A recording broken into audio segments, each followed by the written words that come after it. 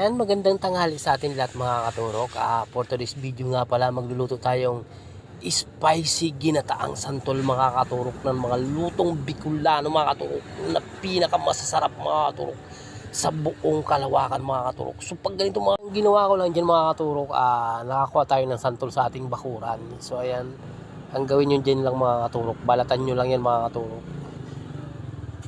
Pag wala kang pangkayod, pwede mo rin kaskasin yan sa kaskasan lang, kayurin mo na lang. Pero mas the best diyan kung may kayuran ka ng para sa kayuran ng nyug, pwede yan dun mga katurok. So ayan, pag nakayod nyo na ganyan mga katurok, ang gawin nyo mga katurok, pigaan nyo yan para mawala yan mga katurok yung asim. Mga dalawang pigayan mga katurok ang gagawin nyo dyan para wala talagang asim na malalasaan kayo dyan. So yung pag napigan nyo mga katurok, decide nyo lang. Mag-isa na rin kayo mga katurok na isasawag nyo yung mga lempo.